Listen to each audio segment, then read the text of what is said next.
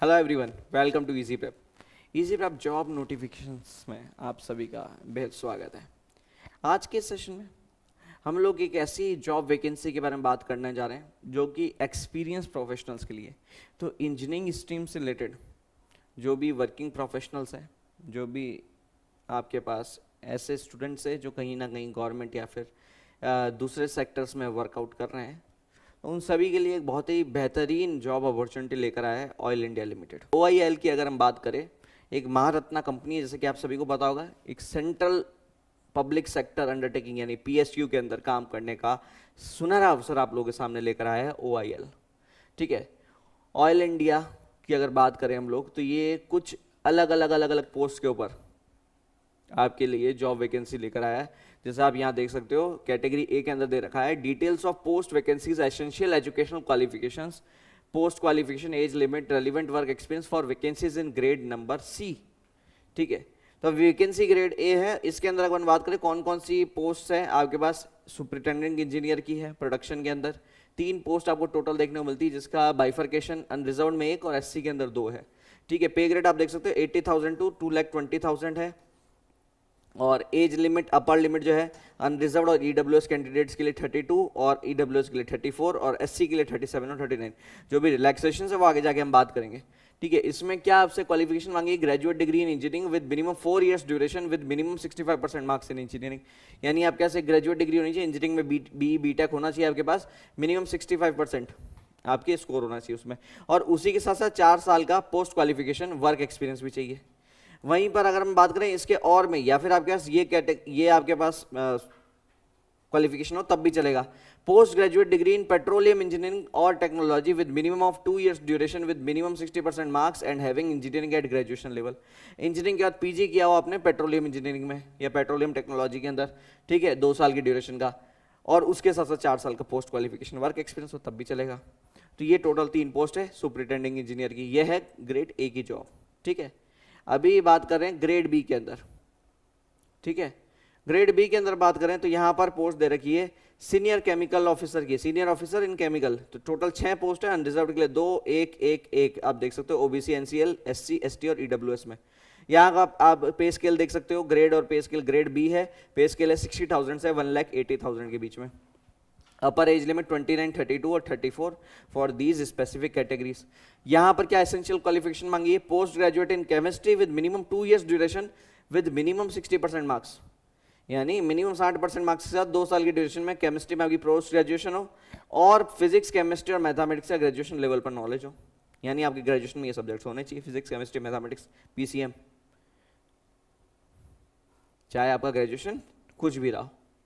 Okay, फिर एक आपके पास senior officer chemical engineering, total 6 post है, C03 इसका कोड है। यहाँ पर देखते हो आप 60,000 टू 1,80,000 सेम आपको ग्रेड देखने को मिल रहा है। अपर एज लिमिट्स आप चेक कर सकते हो। यहाँ पर क्या चाहिए, बैचलर डिग्री चाहिए आपको केमिकल इंजीनियरिंग में, मिनिमम 4 इयर्स ड्यूरेशन की, 65% मार्क्स चाहिए आपको। सीनियर ऑफिसर सिविल की 5 पोस्ट है यहाँ पर, अगेन 60 टू 180 आपके सेम है, 60,000 टू 180,000 का पे स्केल है आपके पास। बैचलर डिग्री चाहिए सिविल इंजीनियरिंग में, मिनिमम 4 इयर्स ड्यूरेशन की वो डिग्री होनी चाहिए, मैक्सिमम मिनिमम 65% मार्क्स। ठीक है, जिनका CGPA है, वो CGPA का जो सिस्टम यूनिवर्सिटी फॉलो करता है वो ये लोग भी फॉलो करेंगे और कन्वर्ट करेंगे, 65% से ऊपर मार्क्स होने चाहिए आपके। ठीक है, उसके अलावा सीनियर ऑफिसर इलेक्ट्रिकल की पोस्ट है, टोटल 6 पोस्ट है, यहाँ पर भी सेम पे ग्रेड है। यहाँ पर भी बैचलर डिग्री चाहिए आपको इलेक्ट्रिकल इंजीनियरिंग में, मिनिमम 4 इयर्स की ड्यूरेशन की, 65% मार्क्स चाहिए।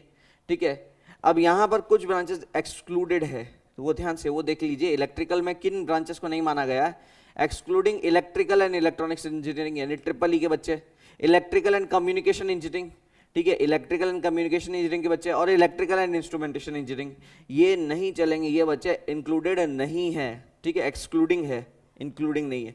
तो इन ब्रांचेस से जो बच्चे हैं, चाहे इलेक्ट्रिकल एंड इलेक्ट्रॉनिक्स इंजीनियरिंग के यानी ट्रिपल ई के बच्चे हो, या इलेक्ट्रिकल एंड कम्युनिकेशन के हो, या फिर इलेक्ट्रिकल एंड इंस्ट्रूमेंटेशन के, वो बच्चे इसमें अलाउड नहीं है। केवल और केवल इलेक्ट्रिकल इंजीनियरिंग से रिलेटेड जो स्ट्रीम के बच्चे हैं उनको यहाँ पर मांगा गया है। ठीक है, फिर सीनियर ऑफिस पेट्रोलियम 1 पोस्ट है, बैचलर डिग्री चाहिए पेट्रोलियम इंजीनियरिंग में 65% मार्क्स के साथ में। फिर सीनियर अकाउंट्स ऑफिसर है, ठीक है, उसके अलावा सीनियर ऑफिसर IT है, तो इसमें कंप्यूटर साइंस और IT के बच्चे अलाउड है, 65% मार्क्स के साथ में आपको BTech या BE का डिग्री चाहिएगा। ठीक है, टोटल 3 पोस्ट है। फिर सीनियर ऑफिसर मैकेनिकल, यहाँ पर 35 सबसे ज़्यादा पोस्ट है यहाँ पर, आप देख सकते हो।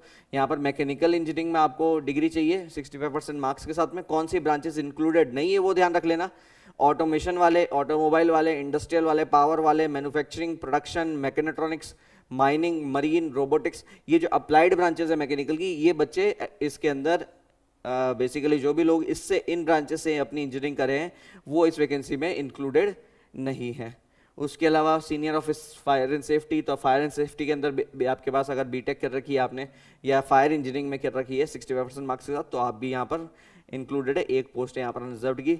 सीनियर ऑफिसर पब्लिक अफेयर्स हो गया, और सीनियर ऑफिसर HSC, ठीक है, तो इन्वायरमेंटल इंजीनियरिंग के बच्चे जो है, तो इधर भी एक पोस्ट है।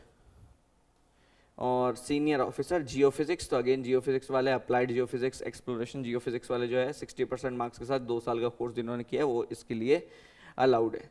उसके अलावा सीनियर ऑफिसर जियोलॉजी है, लीगल लैंड के सीनियर ऑफिसर है।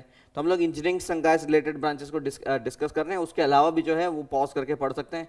HR में पोस्ट निकाली हुई टोटल 3 पोस्ट है। उसके अलावा सिक्योरिटी ऑफिसर के देखोगे आप, सीनियर ऑफिसर सिक्योरिटी तो 1 पोस्ट है। Senior officer company secretary, again there is 1 post, ठीक है। उसके अलावा senior officer electronics and communication, यहाँ पर आपके पास 9 पोस्ट है। टोटल 97 पोस्ट है कैटेगरी बी के अंदर। कैटेगरी सी के अंदर आप देखते हैं ये ग्रेड ए के जॉब्स है आपके पास। यहाँ पर कॉन्फिडेंशियल सेक्रेटरी की पोस्ट है, ठीक है। उसके अलावा हिंदी ऑफिसर की पोस्ट है 1 पोस्ट, ठीक है। दो पोस्ट है यहाँ पर आपको देखने मिलती है, एक कॉन्फिडेंशियल सेक्रेटरी की, एक हिंदी ऑफिसर की। ये आ गई आपके पास ग्रेड ए की जॉब्स, ठीक है। तो अगेन अपने पास 3 ग्रेड्स की जॉब है, ग्रेड ए, ग्रेड बी और ग्रेड सी। तो एक एक करके चेक करते हैं कि अपने पास ये प्रोफेशनल क्वालिफिकेशंस आपको समझ में आ गई होगी, एजुकेशनल और प्रोफेशनल क्वालिफिकेशंस आपको क्या चाहिएगी, ठीक है। तो आगे देखते हैं कि भैया ये इन्होंने बेसिकली वर्क की क्वालिटीज़ भी डाल रखी कि आपको क्वालिफिकेशन में क्या क्या चीज़ें आनी चाहिए। तो जो जिस पोस्ट से है वो उसको पॉज करके इसको पढ़ लीजिएगा कि आपको किन चीज़ों के बारे में नॉलेज होना चाहिए। तो मैं वो यहाँ पर आपको थोड़ा सा स्लो कर देता हूँ ताकि आप लोग इजीली इसको पॉज करके पढ़ पाए, ठीक है। हमारे काम की नहीं है इसलिए हम बहुत ज़्यादा समय इसमें लगाएंगे नहीं, ठीक है। चलिए, एज रिलैक्सेशंस की अगर हम बात करें तो अपर एज लिमिट्स आपको बता दी थी। कश्मीर के कैंडिडेट्स के लिए, जम्मू एंड कश्मीर के कैंडिडेट्स के लिए 5 इयर्स का रिलैक्सेशन इन्होंने तय किया गया। यानी वो जो विस्थापित वाला जो टाइम पीरियड था उस टाइम के अंदर जो भी लोग विस्थापित हुए उनके लिए 5 इयर्स का यहाँ पर रिजर्वेशन दिया गया है। बेंचमार्क डिसेबिलिटीज़ वालों के लिए गवर्नमेंट डायरेक्टिव्स के हिसाब से आपको रिलैक्सेशन दिया जाएगा। एक्स सर्विसमैन को 5 साल का रिलैक्सेशन दिया जाएगा, ठीक है। अपर एज लिमिट इंटरनल कैंडिडेट जो है OIL के है उनके लिए 54 की अपर लिमिट तय की गई है, ठीक है। 54 ईयर्स की, 54 साल से कम उम्र के है तो वो इस पोस्ट को भर सकते हैं जो OIL के अंदर ऑलरेडी कार्यरत है, ठीक है। और जो भी लोग रेलिवेंट डिसिप्लिन में PhD कर रहे होंगे उनको भी 3 साल का एज रिलैक्सेशन दिया जाएगा, ठीक है। और मैक्सिमम तय कर दिया भैया 54 से ऊपर की उम्र का तो वैसे भी नहीं रखना है, तो इन्होंने बोल दिया सारे एज रिलैक्सेशन जोड़ जुड़ा के भी 54 से ऊपर नहीं आना चाहिए, ठीक है। पे और अलाउंसेस की बात करोगे तो बेसिक पे और आपको बेसिक पे बता दिया उसके साथ में। उसके अलावा DA जो होगा, HRA होगा, company lease, self lease accommodation provide किया जाएगा, फ्री मेडिकल बेनिफिट्स मिलेंगे खुद के लिए भी और आपके डिपेंडेंट्स के लिए भी, ग्रेचुइटी PF का ऑप्शन है, हाउस बिल्डिंग लोन दे सकते हैं, व्हीकल लोन की जरूरत पड़ेगी तो वो आपको मिलेगा, ग्रुप इंश्योरेंस, ये सारे जो आपके पास जो जनरल फायदे मिलते हैं आपको एक सेंट्रल जॉब के, सेंट्रल गवर्नमेंट की जॉब के, वो सारे आपको यहाँ पर मिलने वाले हैं, ठीक है। आपको जो भी सिलेक्टेड कैंडिडेट्स होंगे ग्रेड बी के अंदर, जो इंजीनियरिंग वाले ज़्यादातर सब ग्रेड बी में थे, तो वहाँ पर आपको 1 साल का प्रोबेशनरी पीरियड देखने को मिलेगा और उसके बाद आपको रिटर्न में आपको कंफर्मेशन दे दिया जाएगा कि आप OIL के परमानेंट सदस्य हैं, ठीक है। तो प्रोबेशनरी पीरियड 1 साल का है। और अप्रोक्सीमेट अगर आप पैसों की बात करते हो तो ग्रेड सी, ग्रेड बी और ग्रेड ए के लिए, ग्रेड सी के लिए 1,50,000, ग्रेड बी के लिए 1,20,000, 90,000 रुपीज़ ग्रेड ए के कैंडिडेट्स को मिल जाएगा, ठीक है। ग्रेड ए के अंदर हिंदी असिस्टेंट और सेक्रेटरी वाली पोस्ट थी, ठीक है। एप्लीकेशन फीस की बात करें, जब आप फॉर्म फिलिंग करेंगे तो जनरल और OBC नॉन क्रीमी लेयर के कैंडिडेट्स के लिए 500 रुपीज़ प्लस टैक्सेस, इतना पैसा रखा गया है फॉर्म फिलिंग का। और SC ST physically disabled EWS और एक्स सर्विसमैन के लिए पैसा माफ किया गया है, ठीक है। तो विमेन कैंडिडेट्स, गर्ल कैंडिडेट्स को भी फी भरना पड़ेगा, ठीक है। फी रिफंडेबल नहीं है, वो तो वैसे भी जनरल ही रहता ही है। अच्छा, अब बात करते हैं सिलेक्शन प्रोसेस की। सिलेक्शन होगा कैसे? तो देखो 2 स्टेज का प्रोसेस होने वाला है। पहला स्टेज होगा आपका computer based test, CBT.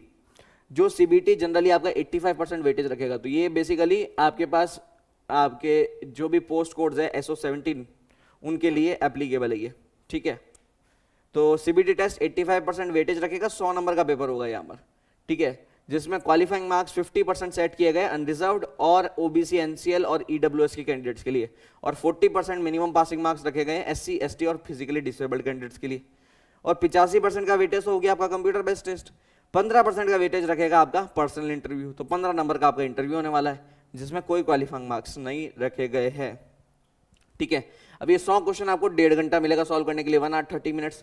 Further compensate time मिलेगा बेंचमार्क डिसेबिलिटीज के कैंडिडेट्स को गवर्नमेंट के डायरेक्टिव्स के हिसाब से, बिल्कुल सही है, ठीक है।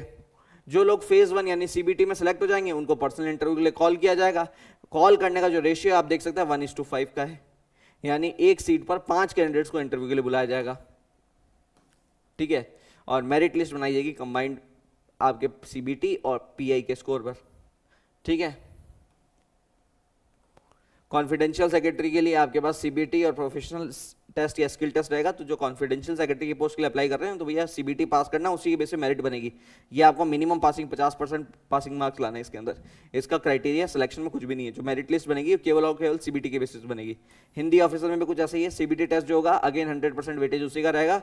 आपको प्रोफिशिएंसी या स्किल टेस्ट को केवल पास करना 50% मार्क्स के साथ में, ठीक है।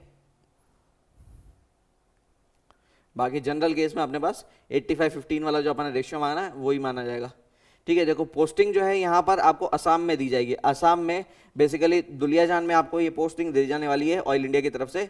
तो अगेन आपका जैसे ही सिलेक्शन होता है उसके बाद में आपका मेडिकल कराया जाएगा। अगर आप मेडिकल में फेल करेंगे तो उस केस में आपको जॉब ऑफर नहीं की जाएगी, ठीक है, आपका कैंडिडेचर कैंसिल कर दिया जाएगा। तो ये ध्यान रखिएगा, मेडिकल होगा और मेडिकल भी सरकारी हॉस्पिटल में होगा। प्रोविजनल कैंडिडेट्स को आपको मेडिकल एग्जामिनेशन देना होगा, प्री एम्प्लॉयमेंट मेडिकल एग्जामिनेशन यानी पैमे, जो कि कहाँ पर होगा, ओआईएल का खुद का जो अस्पताल है दुलियाजान आसाम के अंदर, ठीक है, तो वहाँ पर किया जाएगा। तो अगेन आप सोचिए कि इनके कंट्रोल में जो है आपके हॉस्पिटल है वहीं पर आपके पास एक मेडिकल या फिटनेस टेस्ट होने वाला आपका, ठीक है। डॉक्यूमेंट्स की बात करें तो कौन से डॉक्यूमेंट्स आपको जब भी ये डीवी वगैरह होता है या फिर जब फॉर्म फिल करोगे तब भी आपको ये अपलोड करना है। डीवी के टाइम तो इनकी प्रतियां ली जानी है आपको। आपको एडमिट कार्ड, पास सर्टिफिकेट या मार्कशीट डालनी पड़ेगी 10th की, जो कि आपके डेट ऑफ बर्थ के वेरिफिकेशन के लिए। डिग्री डिप्लोमा का सर्टिफिकेट डालना पड़ेगा विद मार्कशीट्स, ठीक है, प्रोविजनल सर्टिफिकेट्स के साथ में। अगर एजुकेशन क्वालिफिकेशन का कोई ऑर्डर या लेटर है, ठीक है, तो वो भी आपको डालना पड़ेगा। Relevant post qualification work experience के सर्टिफिकेट डालने पड़ेंगे। कास्ट कैटेगरी सर्टिफिकेट डालना पड़ेगा। ओबीसी नॉन क्रिमिनल कैटेगरी के सर्टिफिकेट अगर आप कैटेगरी से बिलोंग करते हो तो वो आपको डालने पड़ेंगे। इनकम और एसेट सर्टिफिकेट आपको प्रोवाइड करने पड़ेंगे अगर आप ईडब्ल्यूएस में आप फॉर्म फिल आउट कर रहे हैं। डिसेबिलिटी सर्टिफिकेट देना पड़ेगा कितने परसेंटेज के साथ में, गवर्नमेंट डॉक्टर के द्वारा अटेस्टेड, ठीक है। डिस्चार्ज सर्टिफिकेट, बुक सर्विस या फिर रिलीज सर्टिफिकेट एक्स सर्विसमैन के लिए जो उस कोटे में जॉब लेना चाह रहे हैं। और एनओसी देनी पड़ेगी अगर आप पहले से किसी भी पीएसयू में, गवर्नमेंट सर्विस में या ऑटोनोमस बॉडी में, तो उस डिपार्टमेंट की एनओसी आपको चाहिएगी, ठीक है। फिर डीवी के टाइम पर ये वेरिफिकेशन होगा। अच्छा एक चीज़ ध्यान रखिएगा, ये जो जॉब है ये बॉन्डेड है, यानी आपको 3 साल का मिनिमम बॉन्ड यहाँ पर फिल आउट करना पड़ेगा। तो आपको जैसे ही अगर आपकी ज्वाइनिंग होती है वहाँ से 3 साल तक आपको बाय मिनिमम सर्विस देनी पड़ेगी ओआईएल को, ठीक है।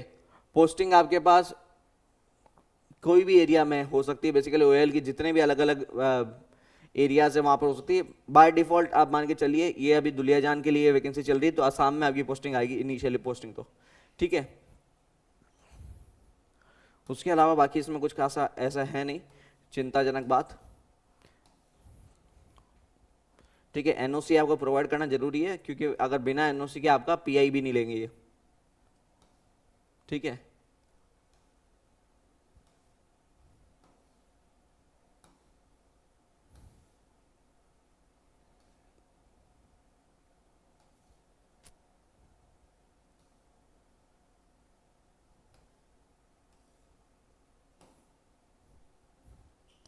एक चीज और ध्यान रखना, अगर आप एक साथ एप्लीकेशन करते हो तो जो आपकी मोस्ट रिसेंट या करंट एप्लीकेशन होगी उसी को माना जाएगा। उससे पहले वाली सारी आपकी जो एप्लीकेशन है उसको नल एंड वॉइड करार दे दिया जाएगा, ठीक है।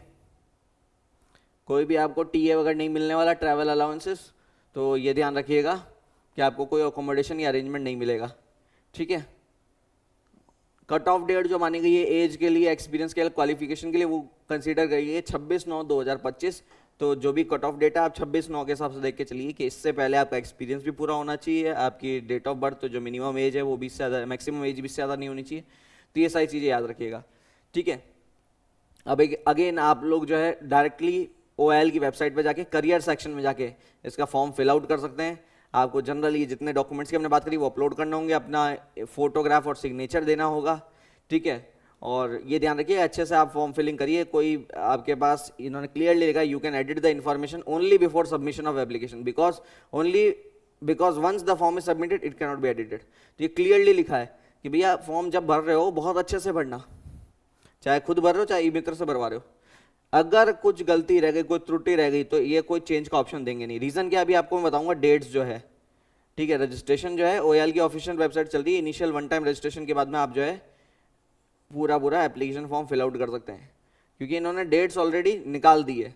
क्योंकि डेट्स निकली हुई है तो कोई भी चेंज का ऑप्शन आने वाला नहीं है। इंपॉर्टेंट डेट्स ध्यान रखिए। ऑनलाइन एप्लीकेशन विंडो के खुलने का तारीख है आपके पास 26/8/2025 दोपहर 3 बजे से खुल जाएगा, ठीक है। लास्ट डेट जो है ऑनलाइन सबमिशन की, फॉर्म सबमिशन की, वो है 26/9/2025 रात 12 बजे तक। CBT की डेट भी अनाउंस कर दी इन्होंने, टेंटेटिव डेट अनाउंस कर दिए 1 नवंबर को। CBT की यानी कंप्यूटर बेस्ड टेस्ट जो होना है जिसका 85% वेटेज है वो 1 नवंबर को होगा, ठीक है। जब एडमिट कार्ड इश्यू होगा तो ध्यान पड़ जाएगा 1 हफ्ते पहले तक। टेंटेटिव अभी तक 1 नवंबर है। तो भैया आपके पास कट ऑफ डेट आपको पता है, ये डेट्स पता है, और ये आपको ध्यान में, क्योंकि 1 नवंबर को एग्जाम ही लेना है, ऑलरेडी सितंबर आ चुका है, तो ये कोई भी फॉर्म में चेंजेस का ऑप्शन देंगे नहीं। सारा ये इन्होंने क्लियरली ये भी मेंशन कर दिया कि भैया OIL जो है वो केवल ये ऑनलाइन माध्यम से फॉर्म एक्सेप्ट कर रहा है। तो कोई भी आपको झांसा देता है कि ऑफलाइन तरीके से भी फॉर्म फिलिंग हो सकती है, तो बिल्कुल नहीं हो सकती। तो ये था OIL यानी ऑयल इंडिया लिमिटेड के द्वारा एक बहुत ही बेहतरीन वैकेंसी जो आपको देखने को मिलती है। मिलते हैं नेक्स्ट सेशन में एक और जॉब वैकेंसी के साथ। तो जॉब वैकेंसीज के लिए जुड़े रहिए इजी प्रेप के इस यूट्यूब चैनल के साथ। Thank you so much guys.